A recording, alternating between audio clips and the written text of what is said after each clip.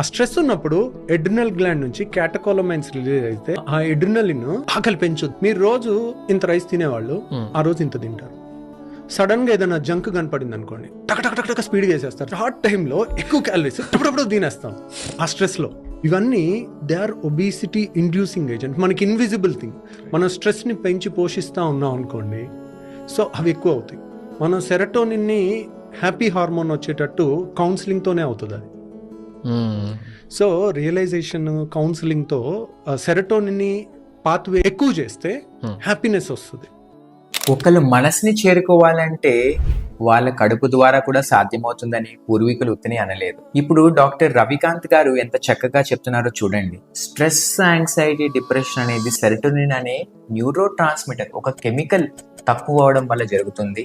కానీ interesting fact ఏంటంటే ఈ కెమికల్ మొన్నటిదాకా బ్రెయిన్ లోనే డెవలప్ అవుతుంది అని అనుకునే వాళ్ళం అనమాట. ఇప్పుడు దాని 80% మన కడుపులో, మన ఇంటెస్టైన్స్ లోనే డెవలప్ అవుతుంది అని మాట్లాడుకుంటున్నాం. సో మనం తినే ఫుడ్ ఎంతో ఇంపార్టెంట్ అనేది తెలుసుకోవాలి.